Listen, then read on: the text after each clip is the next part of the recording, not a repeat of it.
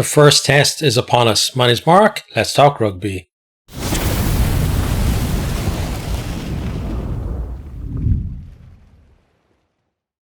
Okay, so in this video, what we're going to do is we're going to talk about each of the teams. First, go through the teams. We spend more time on the Lions team than the Australia team because I know more about the Lions players for the most part, at least. Then we'll talk briefly about the test itself, how I think it's going to go. But warning for anyone watching this, if you like kind of punchy, very short, highly edited, give you everything straight away, this is not the video for you. I tend to kind of wander a bit and just kind of see where things go, when I'm talking about stuff. So it's not going to be short compared to other videos. So if that's not what you want, click away now.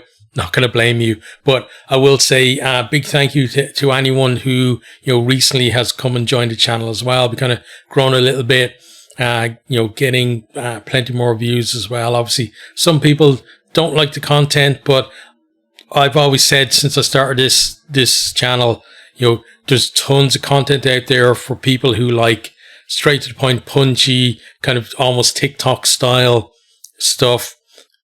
So there's lots of content out there if that's what you like.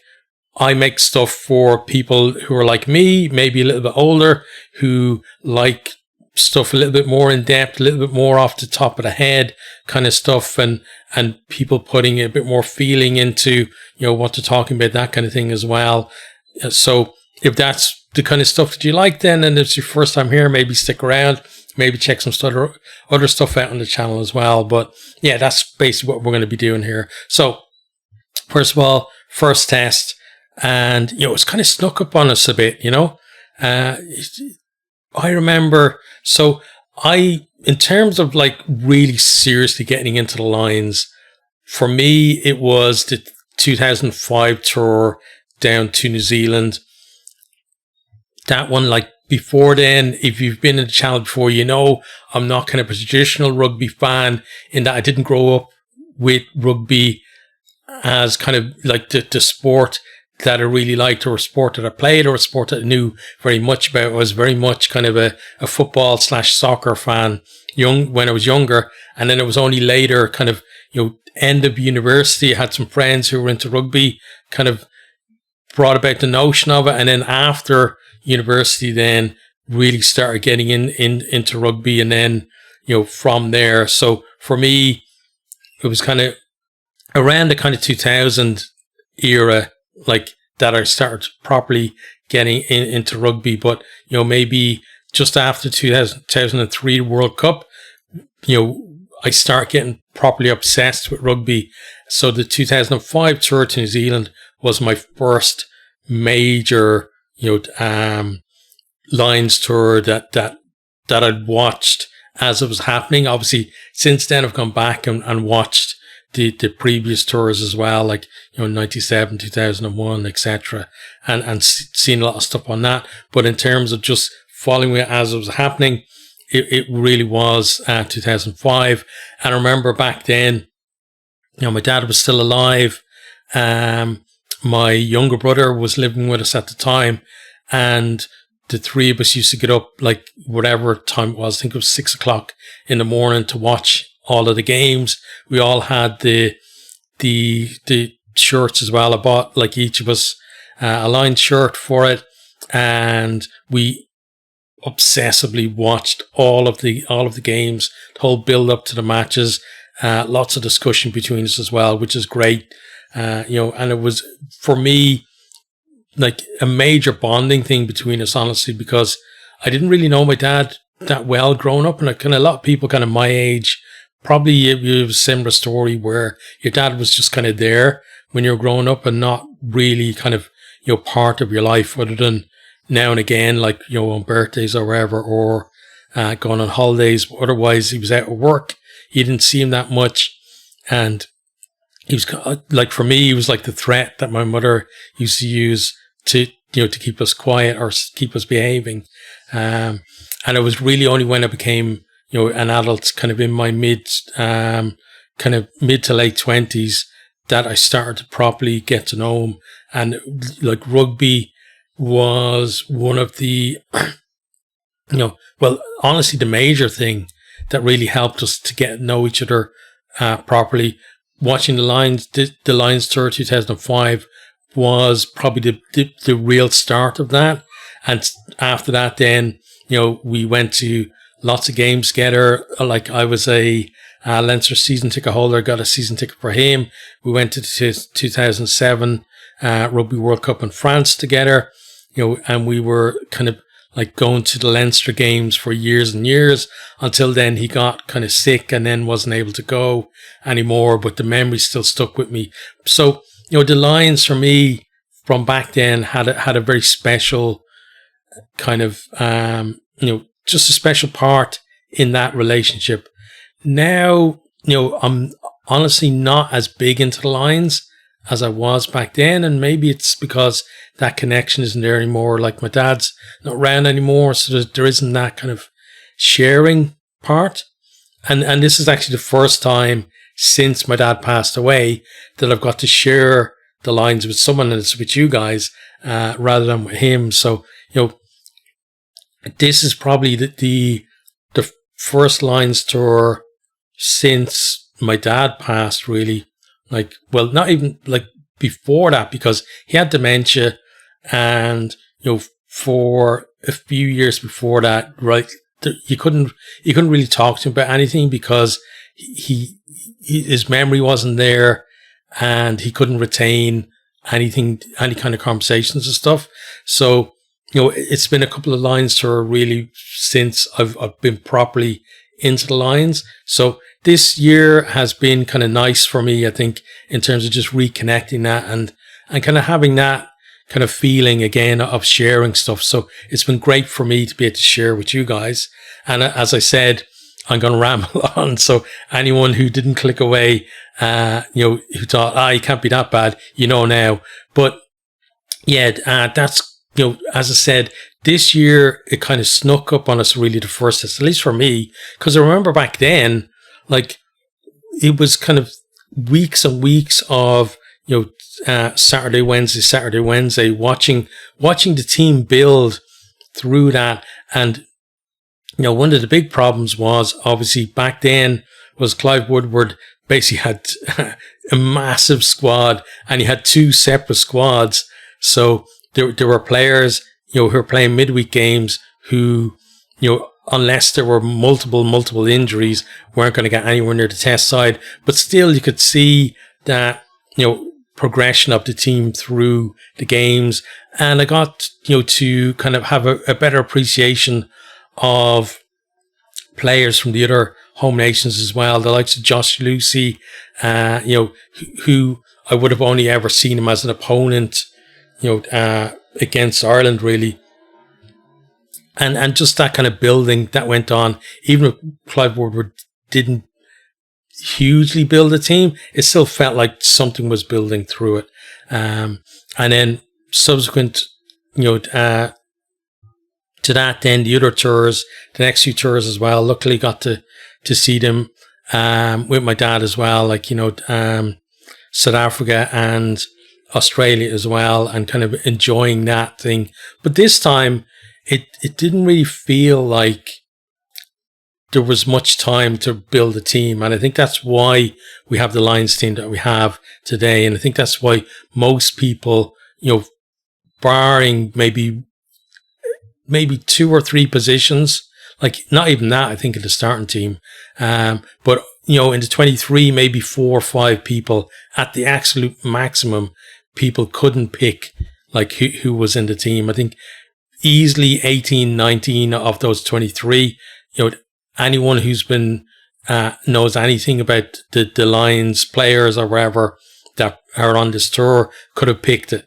So it was kind of strange the way it snuck up on us, but let's get into it. So first test is on Saturday, 19th of July. Kickoff time is 11. That's British or Irish time. And it's in Suncorp Stadium in Brisbane. So the Wallabies, like, they don't really have a home as such, but if they did, I think Suncorp is the stadium. I think that the Wallabies like to play in, and I think it was Will Gellion was talking about it during the week as well. But I previously, like, we're talking about 10 years ago or even more, I used to write a little bit for Green Gold Rugby, which is the main fan site, or back then at least, I don't know whether it is anymore, was the main fan site in Australia for rugby union. And I didn't do any writing about Wallabies or whatever, but I did, cover Six Nations games, etc., for them, doing match reports and stuff like that. But because of that, I got to know kind of, a few guys from there, and, be hanging around. Like, I was living in Japan at the time, so I was watching Super Rugby, and I kind of knew a lot more of the players than I feel like I do now. Although even like some of the players from back then are obviously still around as well. But yeah, I knew that Suncorp was a big thing for the Aussie guys as well. And, before we actually dive into the teams, something I'll say is, like, this Australian team isn't that bad. I know they had like a pretty bad World Cup, but, I think that they've reset themselves a little bit. And, you see that they're building a bit, and they're kind of team now where I'd say consistency is one of their issues, but they absolutely have it in them to produce a performance. And, 3 games against the Lions, it's hard to see them not produce at least one really good performance. And I'm expecting, my prediction for the series, beginning to that first, would be 2-1 to the Lions. I think that Australia are definitely going to win one of the tests, but whether it's going to be the first test or not, we'll talk about that in a second. So let me pull up the teams here. So we're going to start with the home team, the Wallabies, and they're going from 1 to 15, and as is normal in rugby, unfortunately, the Lions team, it goes from 15 down to 9, and then I think 1 to 8. So we never have consistency, do we? But front row is James Slipper, then Matt Faisler, and Alan Alatoa. So it's a decent front row, plenty of experience in there, and this whole thing of that people who don't watch the Wallabies all often, have this kind of trope of the Wallabies are bad in the scrum. Now, not saying that they won't give away scrum penalties or whatever, but that hasn't been true for a long time. I think they've got decent props, but any scrum can have a bad day. But I think the days of the Wallabies just being absolutely creamed in the scrum every time they took to the field, that's a long gone. That's the best part of a decade gone, I'd say. And this is a decent front row that they've picked. So, and like, the bench isn't bad. We look at the bench as well, but they're, for them, I think they're going to look for parity in the scrum. But as well, the thing is, like, it's all comes down to referees' interpretation, right? That if the Wallabies can get a nudge on 1 or 2 scrums early on in the game, suddenly the Lions could be under pressure. And it's the kind of thing that you see in these tours where we think the Lions set piece has gone really well, and then suddenly they come up in this and it's completely opposite for them. The thing in rugby is that your set piece is only good, really, or guaranteed to be good within a game, as it were, and sometimes even from half to half it can change as well. But I do think it's a decent front row that they've picked, but whether that means that they're going to get the upper hand of the Lions, I'm not sure about that. But again, it's all about, how those first couple of scrums go. And if you can get that kind of going your way, then, it's very hard then for the other team to kind of turn things around. So it's, as I said, it's a decent front row from them. And, we could see there is kind of a path there to them. Certainly a solid scrum on their own put in as well. And it could be a good platform for them. Then second row, we got Nick Frost and Jeremy Williams. So I think the big news in that second row is that, there's no Will Skelton. Like, Will Skelton is one player that, really does stand out, certainly in the forwards for the Wallabies, in terms of just being something really special. And I think, honestly, though he's performed better for La Rochelle than he has for the Wallabies.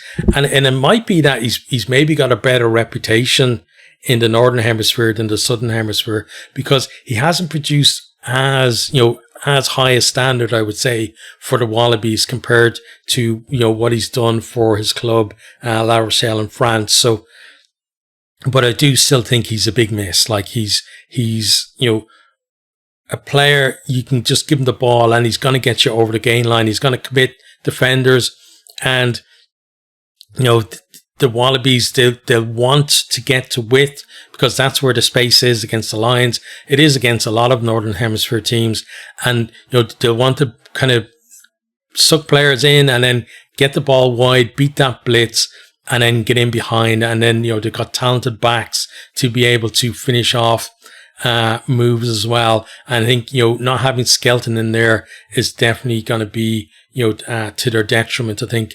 Now, he's in with a chance of making the other two tests, but we'll have to see, because nowadays, coaches will tell you, oh yeah, he trained this week and he's almost there. And we saw it with Tyke Furlong this season. Like, from around, it felt like from around Christmas time, I don't know when he actually got injured, but it felt like it was like, 4 or 5 months. They were saying, oh yeah, he's on the way back. He's almost there. He was in training. He's in contention for next week. And then it's the next week and the next week and the next week and the next week. So you kind of take those things with a pinch of salt, but overall it's a decent, second row for them. But again, I think having Skelton in there certainly would have been better. Back row, then we got, Nick, Champion, the Crespidi. So probably butchered that name. He's a debutant, and,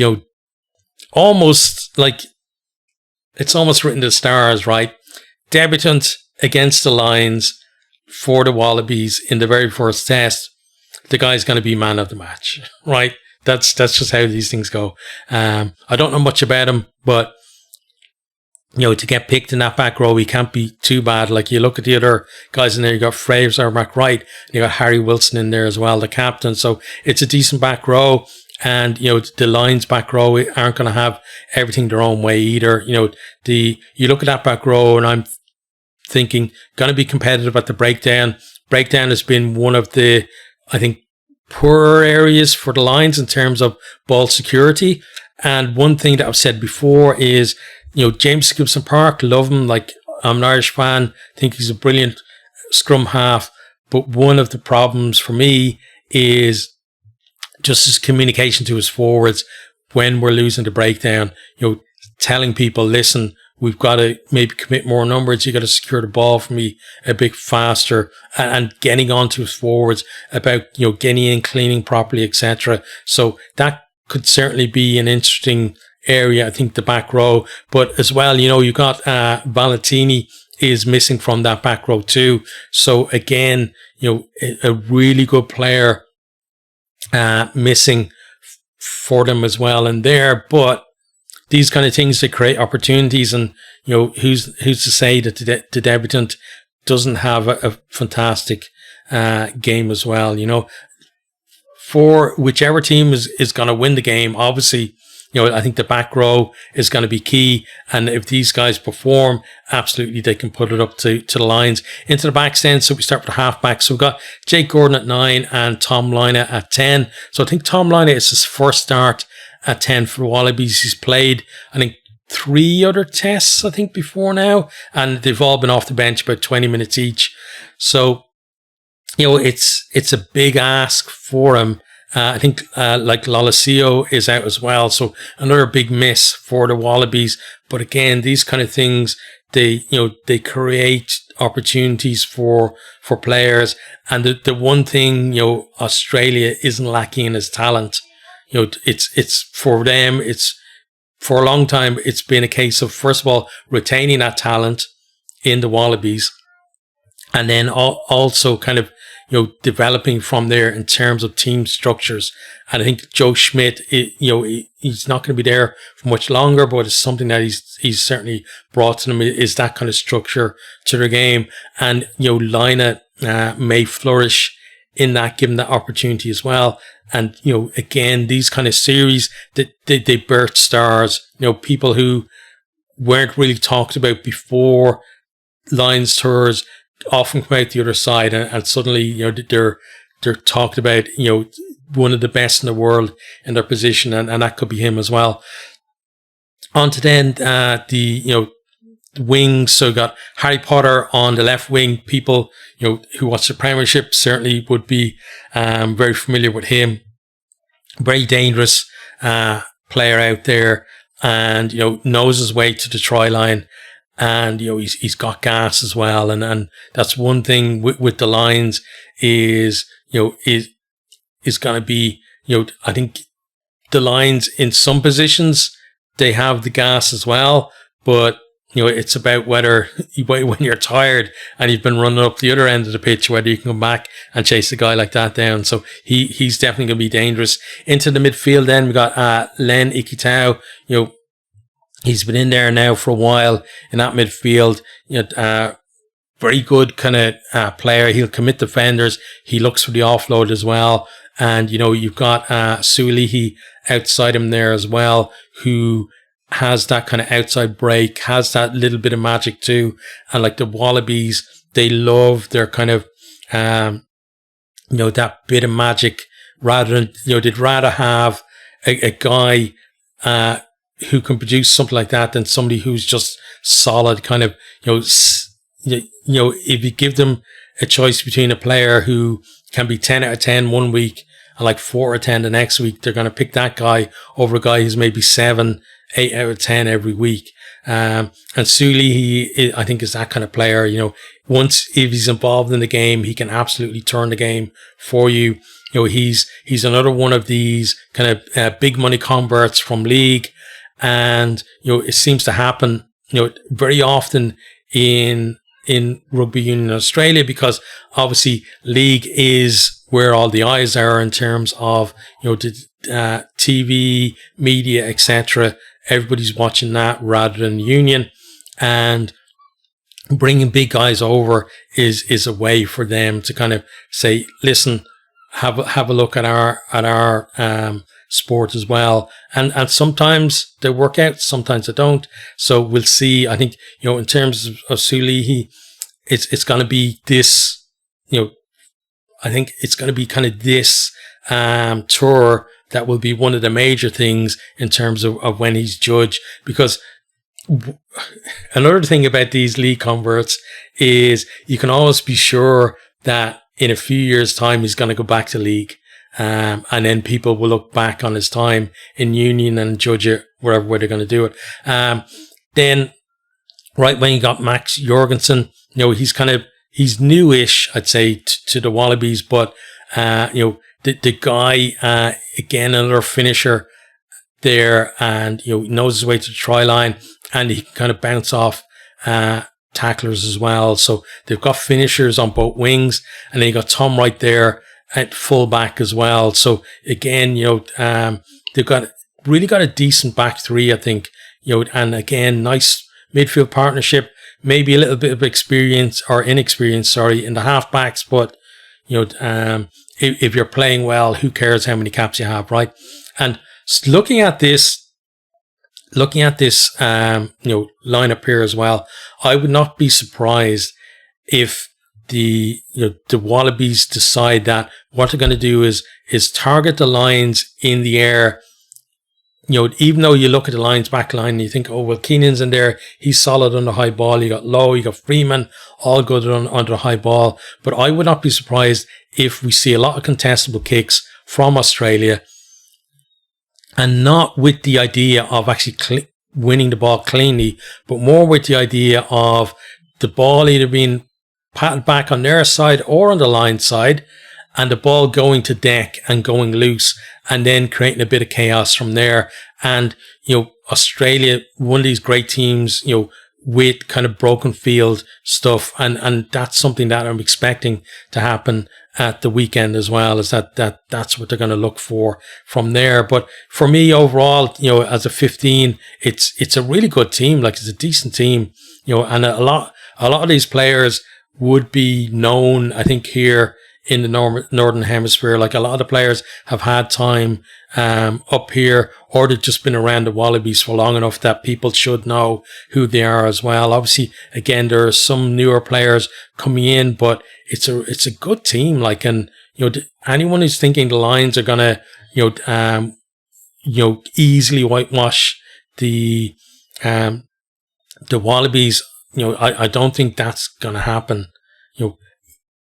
It's always possible. It's also possible that Australia could whitewash the Lions. You don't know, obviously, until we see this first test done. We'll know then where the relative strength is between the teams. But we've also seen within these series that teams can very quickly turn things around within a week for the second test as well. So winning the first test is not winning the series for either team, but it's a good Wallabies team. Let's look at the bench then. We got Billy Pollard, Tom Robertson, Carlo Tizzano, Ben Donaldson, Angus Bell, Tom Hooper, Tate McDermott, and Andrew Callaway. So, you look at, the likes of, you got Angus Bell there, has been around for years. You got Ben Donaldson, Tate McDermott, Andrew Callaway, got all guys who are kind of pretty well known. And so they've got experience, but also I think impact coming off that bench as well. So I'm excited to see the likes of Tizzano. Don't know too much about him. I'm expecting him to have impact off their bench, good carries, and I'm expecting as well probably to have an impact on the breakdown too. So again, a decent Wallabies team, like, and whatever the world ranking, when it's a line series, it's the same on both sides, right? When we've seen the Lions go into line series where their opposition, be it New Zealand or South Africa, are world champions, world number one, and the home nations maybe not doing all that well. As a team, they're able to lift their game. And on the flip side, we've seen it with Australia when the Lions have come in as hot favourites. Australia have been able to lift their game as well. I'm expecting that on Saturday. Okay, now let's move on to the Lions team. So again, as I said at the start, I think most people predicted pretty much most of this team. I think certainly for me, there's one player that, I'm not going to say I'm surprised wasn't in there, but I probably would have included him myself. But we'll start fullback. So we've got Hugo Keenan in there from Ireland. He looked poor in his first run out. He looked decent in the second run out. But for me, still not completely up to speed. One of the reasons why I think the Wallabies will try and target the Lions in the air. And one thing as well with Joe Schmidt is he likes to attack teams where they feel they're strongest, because he spots a weakness that maybe others don't. And that's something that I'm definitely expecting from them.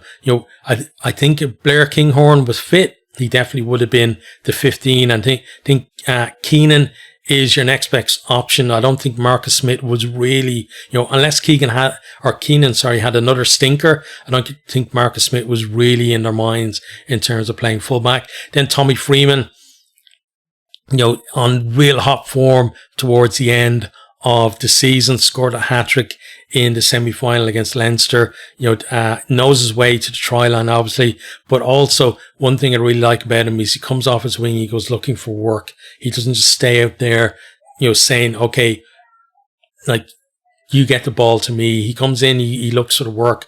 And, so that's something that you want in terms of having options when they're moving the ball through midfield, etc. So a good threat for them. Then the centres, you've got Hugh Jones and Sione Tuipulotu. I think as soon as we heard that Ringrose, had that head knock and he was a doubt for the game, I think right at that point, any debate between who was playing in the centres was settled, at least for this first test. It had to be Tuipulotu and Jones. You're not going to put in, why put in Aki and Jones together? It was all about combinations, in terms of what Farrell wanted. Like Aki and Ringrose might have had a bit of an edge as a combination, but as individuals, I don't think they do. I don't think you can make that argument. And I said right from the start, I've no qualms about who's going to be in the centres out of whatever pairing. And, Tuipulotu and Jones, they were on absolute fire last year. Both of them, had injuries, but they've come back from the injuries and, you can see that form is still there.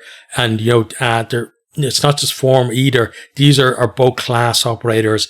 And, Tuipulotu, his eye for a break. And also, I think one thing he has over Aki is, for the most part, his ability to see where his support is and to find his support. I think he's better than that than Aki. Where Aki has the edge, I think, is just like that blunt, give me the ball. I don't care if 2 guys are going to tackle me, 3 guys. I'm making gain line for you. Tuipulotu maybe doesn't have that, strength in terms of just raw strength driving straight into someone, but he has that footwork, get on a soft shoulder, and he does have the strength then to break tackles and get through. Not saying like he's a weak guy by any stretch of the imagination. It's just that Aki, has that kind of point of difference of he'll always make you gain line, even when he's being targeted. But Tuipulotu more has that kind of eye for where the space is and where his support is as well. And I think that's going to definitely be to the Lions' benefit as well. Hugh Jones, has been in try scoring form as well. And, that's a great thing himself. And Ringrose has been scoring tries on this tour. And one thing the Lions are going to need is try scorers. There's no point in making breaks and not finishing them off. You need people who can finish them, and he's certainly one of those. Then we got James Lowe on that left wing. So, Lowe, for me, not maybe up to his highest of high standards, but still been decent. Haven't really seen him as a threat going forward. But again, he's one of those guys, you give him a chance, he's gonna finish it for you for the most part. But one thing I would be worried about is, for me at least, far too many times he's been held up over the line on this tour. And not just him, other lines as well. That ability to, first of all, it's not just about once the tackle happens, fighting to get the ball down. It's more to do with how you kind of, how you deal with the initial contact in the tackle, whether you can kind of win that collision to the point where you can just flop down and score the try. I think that's certainly something that, I'd like to see improve from him. Obviously, they've got, that option of his big left boot. And I do think, both these teams like to move the ball, but I've blew in the face talking about it, that teams that like to move the ball also kick a lot because they want to change the shape of the opposition backline. They want to get mismatches going. They want to create, a bit of chaos, as I said, put those up and unders up. Balls goes loose. If you think you're going to be the quickest to react, it's to your benefit. And then you're against a defense that isn't set. That's gold dust for teams. So definitely his kicking is going to be important for the Lions. Whether it's going to be positive or negative is another thing, because we have seen him where sometimes the radar is a little bit off. He goes to that long kick, kicks it out on the full, or, kicks a little bit too far infield. the chase isn't great and suddenly the other team are coming back. So we'll have to see which way it's going to be. As a Lions fan, obviously hoping that he's really at the top of his game. Then into the halfbacks, then Finn Russell at 10, like who else was going to be, right? We knew for a long time that Finn Russell, if fit, if like 80% fit, he was going to be the starting 10. And I think in terms of the Finn Russell that's on this tour compared to like the last time, 4 years ago with the Lions, where, he wasn't really kind of at the same standard, I think. And that's why you see that difference from him being kind of an option for the Lions to being the absolute nailed on starter, because he's improved his game so much. He's always had that ability to create things from nothing. But I think it was really good to see there after one of the games, I can't remember which one it was, but Ronan O'Gara and Dan Bigger were on the touchline with him after post game, and they were doing an interview, and O'Gara was just asking him about, how he's changed in the last few years. He's more confident than he's ever been, and that the fact that he's not that flash kind of off the cuff player anymore, that he can produce that kind of stuff within a system. And that's what we're seeing now is, Russell is working within the system and he's making things happen. Yes, he might get intercepted now and again, but I think he has the license to try those things, but also he has that system around him that allows him to look, okay, is the kick on? Do you have someone on, to pop a ball off to? Am I going to go at the back? Am I going to go long? All the options are there for him, and the system is there to make that work as well. So, obviously got to have a good game for the Lions to really take advantage of that. But you look at, his relationship with Tuipulotu and Jones, putting them through holes. And then, as I said, you're going to have Freeman coming into the line. You're going to have Lowe coming into the line. Hugo Keenan from fullback as well likes to come in there too, and come from deep and go through gaps through space. Russell is your man, to put something like him through a gap, and I would not be surprised if that happens. Maybe off. We've seen it a lot with Hugo Keenan. A kick return where, like from a dropout or wherever, and it's brought back, given to Russell. Keenan comes on a nice line. Russell hits him, through he goes, and Keenan, very good finish from there. But he's also going to have the likes of Freeman, Jones, etc., running in support as well. So wouldn't be surprised if we see a try like that, on Saturday as well. Then 9, James Gibson Park. Great thing about him is that service, his range of passing, his ability to move the ball quickly. We're going to need that because, as I said, I think that Australia are going to be very aggressive at that breakdown, and they're going to go after the Lions ball. And I honestly don't think that the Lions are going to be able to kind of to adjust their game like let's say it's happening in the first half, until they get into half time and the coaches sit them down and tell them we've got to change this. So Gibson Park's ability to move that ball will be very important to get out there, as quickly as possible, keep them going. One of the best things we've seen from this Lions team is that ability to, when we have a breakdown, to reset very quickly, move the ball and keep the defense disorganized and on his toes and not waste space. And Gibson Park, I think, has been key to that. As I said, on the other side is his inability to kind of get onto his forwards and say, we need to change the way we're treating the breakdown, and to actually make decisions on the field and not leave it until, the coaches actually have a word at half time. But there's our backline there. Again, very good backline, talented players on both teams. Into the forwards then. So front row, we got Ellis Genge, Dan Sheehan and Tyke Furlong. So Genge, for me, I'm very happy that he's starting, even though I'm an Ireland fan. I'd rather see him start than Andrew Porter. And couple of reasons. One, I think Genge has been excellent for a long time now, and he's been excellent on the tour as well. Absolutely deserves to start. The other thing is, as well, is Porter, when he starts a test, if the scrum is going against him and he gets penalised a couple of times, that affects the rest of his game. And he really kind of, and the thing is, he doesn't disappear out of the game. He starts giving away penalties in open play as well, going for poaches that aren't there, trying to make up for things.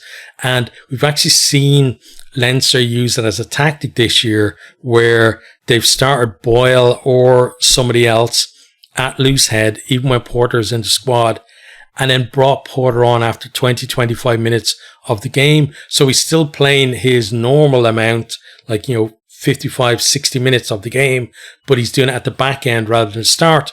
And what would happen is the referee, generally in the first kind of 10 or 15 minutes, referees make their mind up about what way the scrum is going. Whether it's right or wrong, it's just the way rugby is, right? And by the time Porter come on, it didn't matter, in terms of him, because he's had this thing for a few years now. There was a period there where he was, I think undisputably the number one loose head in the world. And then coaches, because of that, coaches start talking about the illegal things he does. Obviously, every prop does illegal things, but they got all of that out there and into the referees' heads. And then he was getting whistled out of it at every scrum and just couldn't buy a penalty, honestly. So from that point of view as well, I think it's good. Him finishing, I don't expect him to, unless Genge is injured, I don't expect him to be coming on after 25 minutes. But the last 20, 25 minutes of the game, him coming on and, hopefully from Lions' point of view, steering them home in terms of the set piece, could be very good. Ronan Kelleher there, and Dan Sheehan as the hookers. Obviously, Sheehan, so dynamic. I think one of the big improvements he's made over the last year or so is the set piece. His scrummaging has improved. His line out has improved as well. But they're always going to be, once there's pressure in that line out, that kind of thing can go away to a player where that's not the number one focus of his game as well. But his ability around the park, his ability to be out there in the wide channels and, to basically play like a centre or a winger out there, not just with the strong carries. We've seen big men out in the wide channels previously. It's the fact that, he has that kind of nous and that awareness of where his support is. His offloading game is brilliant, and he can commit defenders, offload and put somebody else in as well. And I think that, amongst a lot of other things, is why he's the starting hooker. Tadhg Furlong started a tour. I would have said no way he's going to be the starting tie head, but he's proved his fitness. I don't expect him to play 50 minutes. I think everybody would be happy with, and then bring Will Stewart off the bench. Will Stewart, a very good option to have on the bench there as well. I think in terms of the starting, front row, definitely you can see each of them being number one in their position, but there isn't that much, of a step down for the replacements coming on. But because of that, there's a big onus on those replacements when they come on to not just kind of keep things going. They have to lift things, tired players out there, they have to really have an impact off that bench. Into the second row then, we got Maro Itoje, the captain. I think he's been brilliant all tour. He's been so kind of abrasive. His ability as well, just to get any loose ball that's anywhere near him is just absolutely magic. And, I've really enjoyed watching him, as a fan that isn't an England fan. When you watch England, Itoje maybe isn't your cup of tea, certainly not for me. But when you're watching him and you're supporting the team, the guy is just brilliant. And, he's well deserved, I think, of that captaincy as well. Has really led the team well all the way through. And his partner there, Joe McCarthy. So, there were questions about whether you could have those two in the second row together, and don't see why not. Like McCarthy, his ability to carry his, obviously line out option, but his ability as well in terms of just disrupting things for the opposition as well has been brilliant too. So I think as a partnership in there, they really complement each other. One thing that would maybe be a bit of a bit of a negative, I think, is you don't have say a James Ryan or somebody like that in there who just does the kind of the unseen work of hitting rucks, cleaning out. And it's another reason why I think, our ball at the breakdown might be under threat a little bit more. Then we've got Ty Byrne there at 6. For me, I think lucky to be starting, honestly. He hasn't had the best tour this year as well. Don't think he's been at his best either for Munster or for Ireland. And, we're not seeing that kind of, he used to be a breakdown animal, winning turnovers all the time. He still has that ability, similar to Joe McCarthy, to disrupt mauls and things like that as well. But we're not seeing that threat from at the breakdown that he used to have. I think that's something that he's really got to bring in this game, is get in there, winning turnovers. And it's all going to be about referee interpretation, because, in some games, if you're there over the ball, going after that ball, you're winning your team a penalty.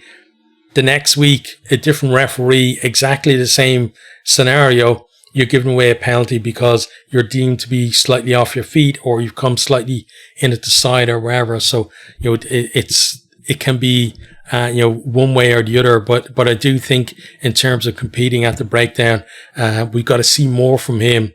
And again, I think he's lucky to be in that back row at the minute. Obviously there, we've got a line-out option from him as well, but I think he's got to have a big game to retain his position in that back row. Then we've got Tom Curry there at 7.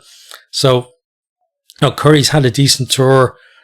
I do think that Jack Morgan has been the standout 7 on the tour, but Curry has had a really good year as well. So, I've no qualms about him being in there. I would have liked to have seen Morgan being in there.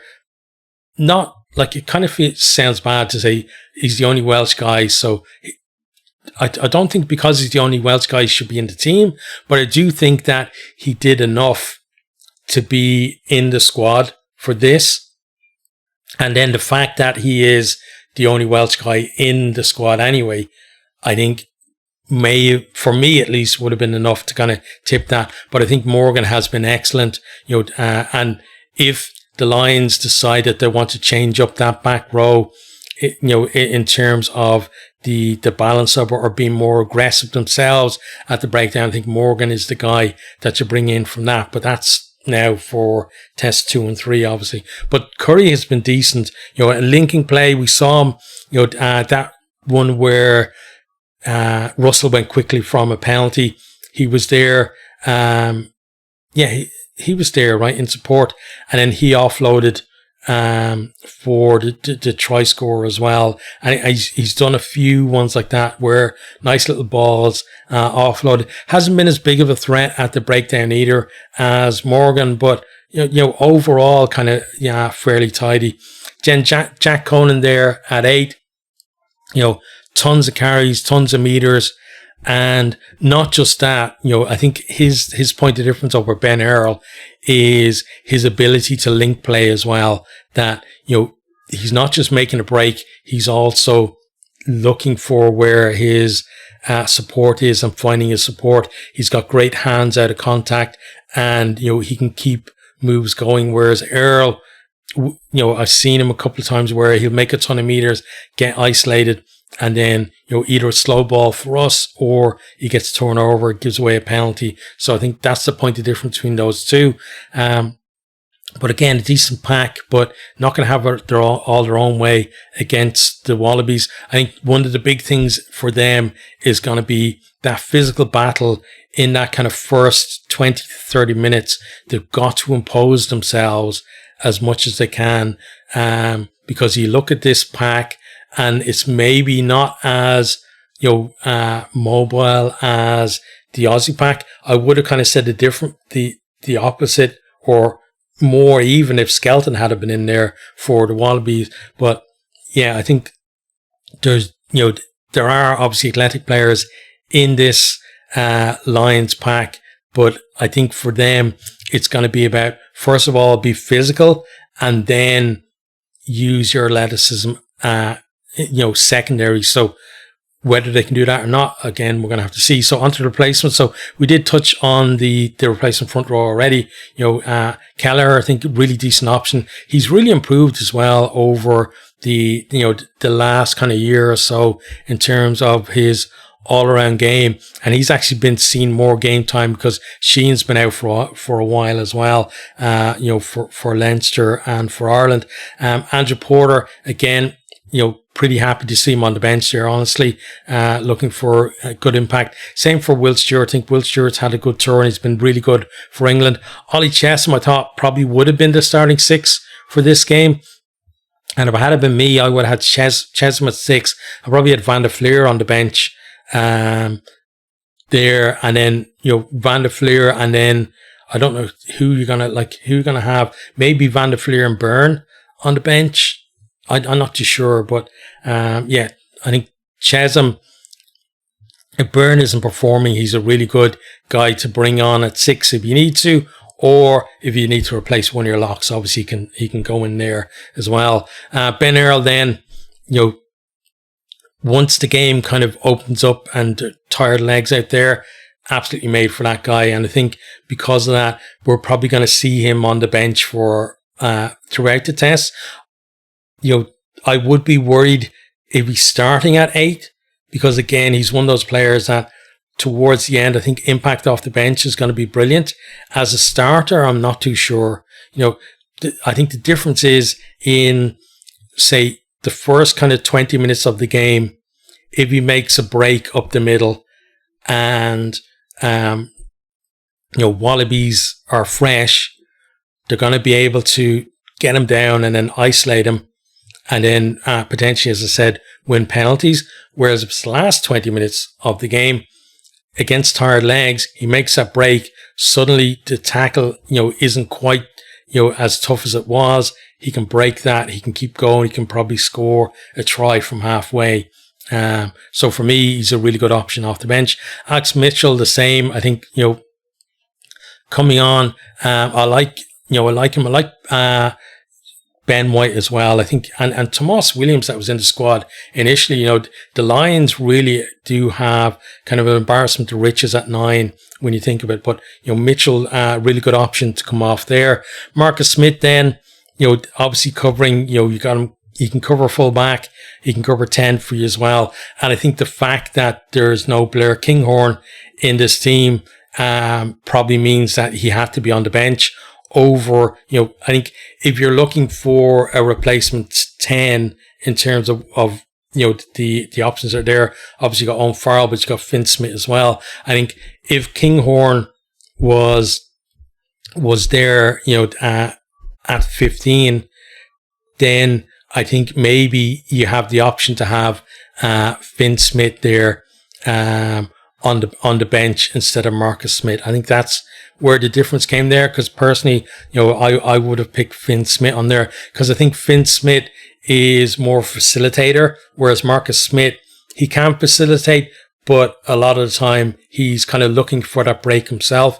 And maybe that's something that they're looking for off the bench as well, is, they want to maybe they need something different at 10, or they're going to bring him on fullback and have something different from fullback where he can come into the line and you're down, you need a final score. He dances through a gap and he's gone and he scores the winning try. So, what do I know? And then Bundy Aki at 23, for me, a bit of a surprise, in terms of, he doesn't cover obviously that many positions, but I think if Ringrose is fit and these two weren't starting, it wasn't Aki Ringrose as a starting 12-13. I think Ringrose would have been on the bench in 23 because he can obviously cover centres for you and he can cover your wings as well. So, Aki on there, I think generally if you've got an injury,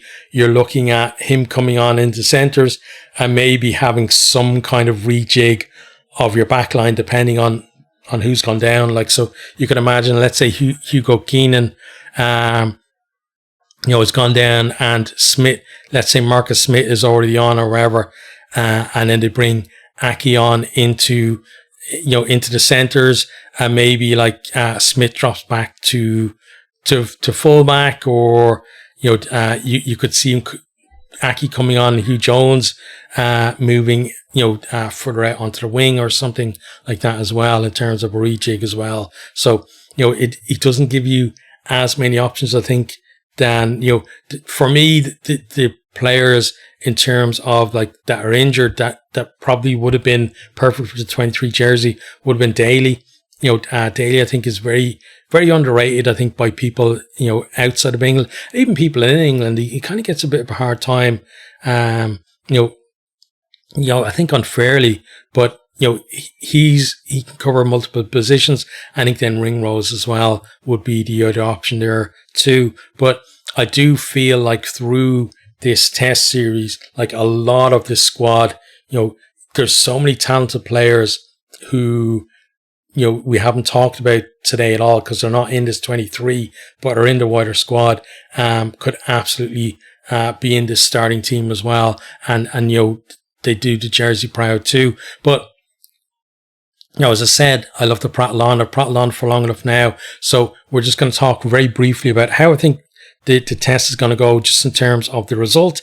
I think first test up, I think that Australia are going to surprise.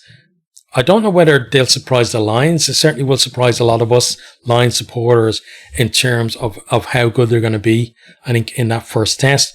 But I think that the Lions, will be able to, even if they're down at half time, as long as it's not like, massively down, I think they'll have enough to turn it around in the second half. I think, I think in terms of, if you look at the coaching teams, I think that Joe Schmidt is really good at preparing a team for a test. And we saw that with Ireland, where they went on,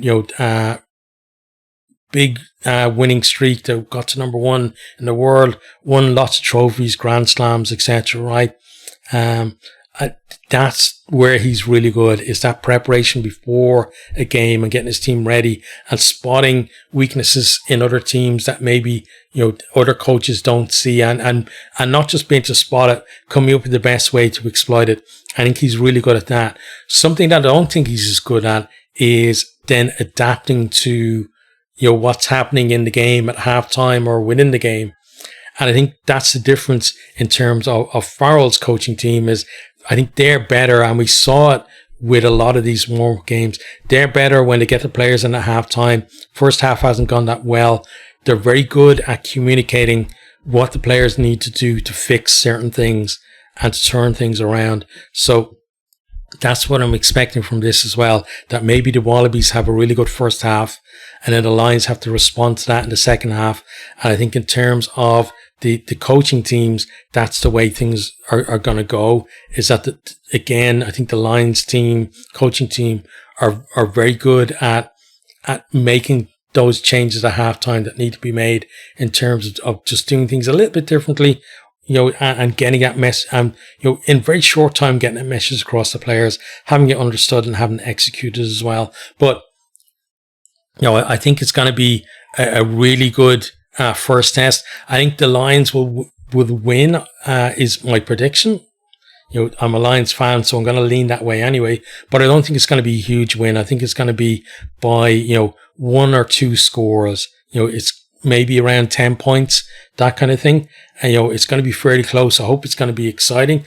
As a Lions fan, it's going to be exciting anyway. But I hope it's going to be exciting for neutrals as well, because this is, a great chance to kind of bring fans from other sports into rugby, whether that's in Australia, where obviously, every kind of 12 years they get massive eyes on the sport, and then they got the World Cup coming up as well. So if they can do that, they can kind of capture a generation of youngsters, whether that's boys or girls, it doesn't matter. Like, for me, the growth in rugby is about rugby is men and women now. It's not just men, and being able to inspire those next generations to want to pick up that rugby ball rather than go to AFL or NRL or, soccer or whatever, capturing them for rugby, I think is important.